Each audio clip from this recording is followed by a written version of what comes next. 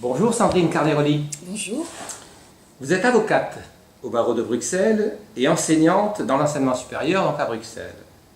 Vous venez d'intervenir aux journées de l'e-learning à Lyon dans une conférence intitulée « Le e-learning, les règles du jeu ». Ce titre qui vous a été fixé vous a-t-il inspiré? Le thème des JEL de ces 2 jours était très inspirant. Penser l'e-learning comme un jeu, l'aspect ludique de l'apprentissage, oui, effectivement, c'est un thème amusant et qui laissait une grande ouverture. Mais alors les règles du jeu, ce sont les règles qui vous ont inspiré ou le jeu qui vous a inspiré? Le jeu est toujours plus amusant que les règles. Les règles, c'est des contraintes. Donc effectivement, là, il faut être un peu plus rigoureux et accepter de rentrer dans le cadre. Et ces règles en matière d'e-learning, bon, elles sont encore très peu précises, elles sont encore en devenir. On est face à une nouvelle pratique, face à vraiment un nouveau monde qui s'ouvre. Et donc ces règles, elles sont encore assez libres aujourd'hui. Mais elles changent. Elle change, elle bouleverse surtout la façon de travailler, la façon d'accéder à l'information, la façon de l'apprentissage. Ce sont des règles qui sont en devenir, comme je le disais. Et ces règles, quelles sont-elles aujourd'hui? Comment vous pourriez les définir? Mais ces règles viennent de 2 mondes très différents, 2 mondes qui, à l'origine, sont plutôt des mondes qui s'opposent, qui n'ont pas les mêmes valeurs, qui n'ont pas les mêmes normes de qualité, qui sont le monde de l'enseignement, de l'éducation, donc un monde non marchand, et d'autre part, un monde de la technologie, de la production d'outils technologiques, et un monde donc éminemment marchand, avec des valeurs industrielles, des valeurs de profit. Et donc c'est là effectivement un équilibre à trouver entre les règles propres à chacun de ces 2 mondes. Mais qui dit règle dit droit. Et qui dit droit, bon, on n'est pas surpris, ça se passe à Lyon, à l'université, à la faculté de droit. Qui dit droit dit peut-être différence de droit. Alors c'est pas parce qu'il y a une nouvelle manière d'enseigner qu'il faut avoir un nouveau droit. Je l'ai dit, on est face à des pratiques qui existent, l'enseignement, la technologie. Chacune de ces pratiques doit respecter des règles de droit qui existent. Dans l'enseignement, c'est le droit à l'éducation, des principes fondamentaux, c'est les règles de droit d'auteur qui doivent s'appliquer, etc. Dans le monde de la technologie, c'est des contrats d'affaires, c'est un monde marchand, un monde commercial. Il y a également du droit d'auteur sur la technologie, avec un lobby très très fort, et avec des règles de droit d'auteur qui sont plus souples pour ce monde de la technologie que ne sont les règles de droit d'auteur dans le monde de l'enseignement, où là c'est un droit d'auteur pur, traditionnel, qui s'applique. Et donc c'est là qu'on a un clivage assez particulier, puisque face à cet e-learning où le droit d'auteur a une importance certaine, on se retrouve avec un droit d'auteur à 2 vitesses. Dans le monde de l'enseignement, c'est un droit d'auteur pur, comme je l'ai dit. Dans le monde de la technologie du logiciel, c'est un droit d'auteur allégé, parce que le lobby informatique est un lobby très puissant qui a pu négocier au niveau européen des règles favorables à l'application du droit d'auteur. Alors justement, venons-y. Vous affirmez que malgré ce changement de règles, pour vous, l'éthique reste fondamentale en éducation. Qu'entendez-vous par là et quels sont les risques? Oui, l'éthique en éducation est fondamentale et j'espère que personne ne remettra en cause ce principe. L'éthique dans l'éducation, on est effectivement face, l'accès à l'éducation est un droit fondamental reconnu dans toutes nos constitutions. C'est par l'éducation qu'on accède au savoir, c'est par l'éducation qu'on accède à un esprit critique, à une réflexion, et qu'on peut agir, et qu'on peut être responsable dans la société.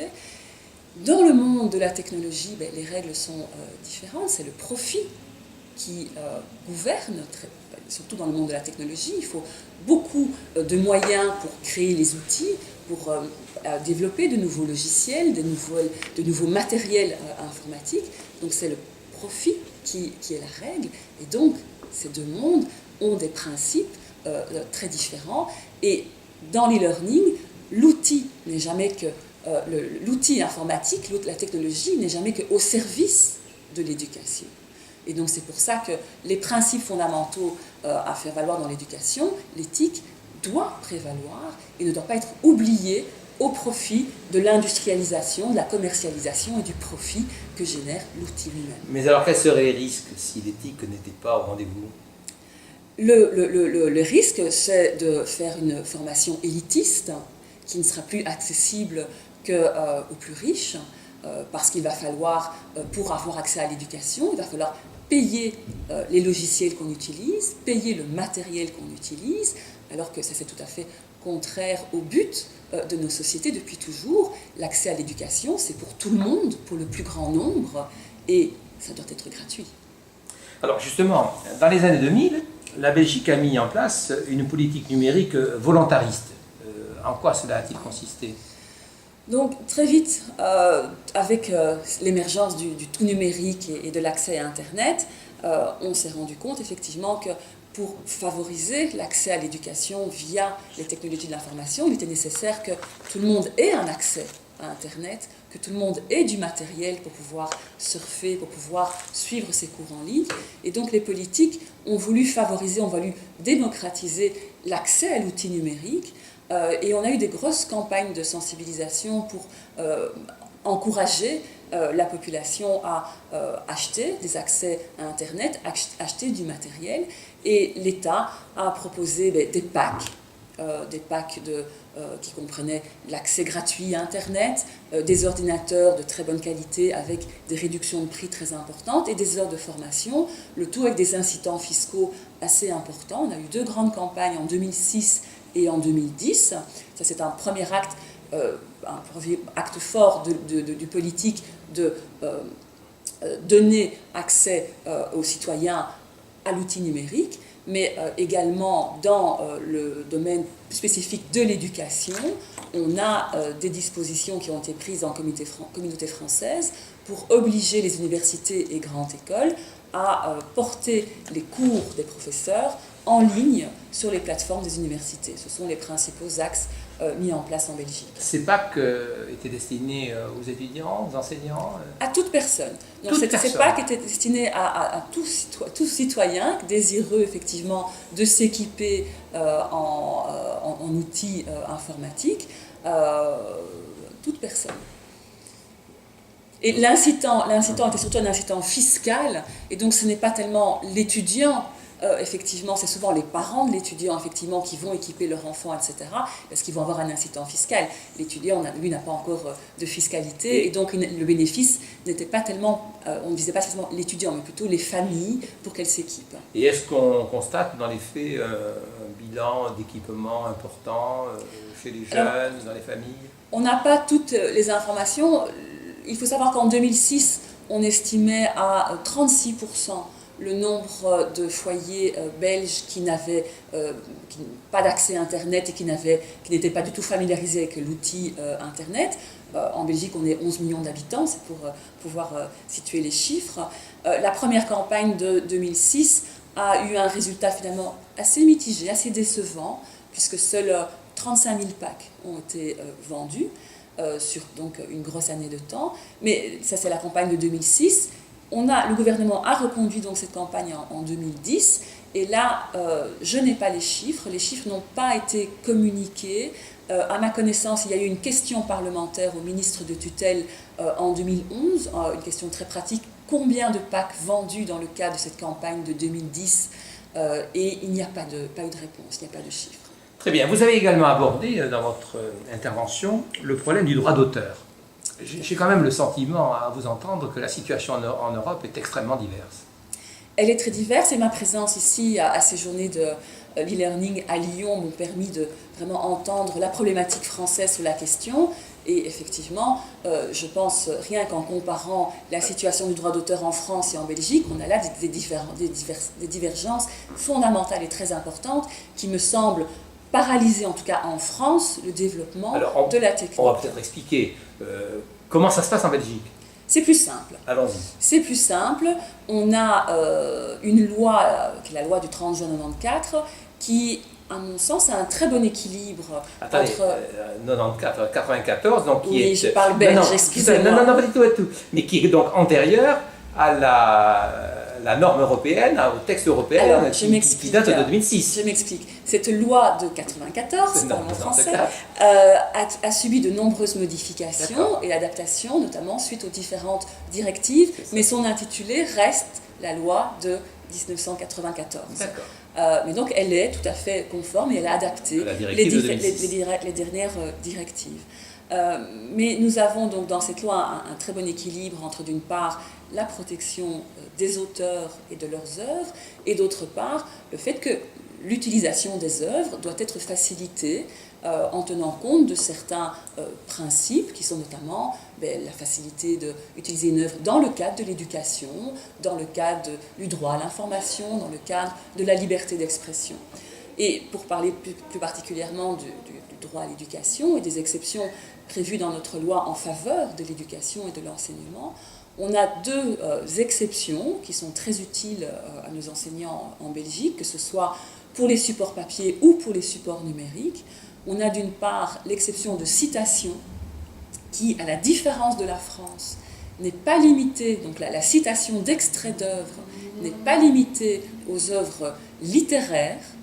On peut en Belgique citer non seulement un livre, mais on peut également citer des œuvres graphiques, plastiques, sans avoir besoin de l'autorisation de l'auteur, lorsque ça se fait dans un but d'enseignement. Donc on n'est pas limité par la nature de l'œuvre. Donc si je veux dans mon support de cours reproduire une bande dessinée, une image, etc., je peux le faire grâce à l'exception de citation. Je ne suis pas limité à une œuvre littéraire. Et puis on a une exception propre à l'enseignement, tant pour le support analogique, graphique, que pour le support numérique. Alors cette exception est un peu compliquée, mais quand même toujours plus simple de ce que j'entends, ce qui se passe en France. Donc pour la reproduction d'œuvres dans le cadre de l'enseignement, l'enseignant peut citer des extraits de livres, il peut citer l'entièreté d'articles, et il peut citer l'entièreté d'œuvres graphiques ou plastiques. Il peut les reproduire entièrement dans ces supports papier. Alors, est-ce qu'il peut après les communiquer en ligne à ses étudiants? On a un article spécifique pour la diffusion des œuvres en ligne qui prévoit que tant que l'enseignant reste sur le réseau fermé de son université, il peut faire toutes les diffusions qu'il veut. Donc la seule restriction, c'est cette diffusion en ligne, elle est autorisée dans le cadre du réseau de l'université. Alors, lorsque vous avez entendu, je pense, cette enseignante agrégée de SVT expliquer qu'elle n'osait même pas mettre sur l'espace numérique de travail de son lycée les productions qu'elle construisait à destination des élèves pour les faire partager aux enseignants, quel est votre sentiment ? Donc là, c'est la question inverse, c'est le fait que l'enseignant a une production qui lui est personnelle et originale et qu'elle a peur. Non, pas du tout. Pas du tout. Il y avait cela, mais il y avait aussi le fait que dans sa production, elle utilise automatiquement des images, voire des vidéos qui existent et qui ont donc des auteurs, et de crainte de n'être attaquée pour justement un usage intempestif de ces outils et de ces documents, elle ne soit mise... Donc elle n'a pas les autorisations de droit sur les extraits et les reproductions qu'elle utilise, et donc elle applique ce qu'on appelle le principe de précaution. Tout à fait. Et donc elle préfère ne rien diffuser plutôt que de prendre le risque, effectivement, d'avoir une procédure. Puisque la loi française, effectivement dans son cas, elle n'est pas couverte par les exceptions. Donc elle se doit effectivement d'appliquer ce principe de précaution. Et vous en pensez quoi ? Mais je pense qu'il serait temps que la France, effectivement, qu'il y ait des facilités de négociation au niveau politique et que la loi soit peut-être complétée et amendée dans un sens de plus de facilité et permettre effectivement à l'enseignant de mettre à disposition ces productions qui sont nécessaires aujourd'hui pour l'apprentissage. Eh bien, écoutez, on espère que ce que vous aurez dit sera entendu par des responsables politiques de notre pays. Mais je vous le souhaite. Merci beaucoup, madame. Je vous en prie.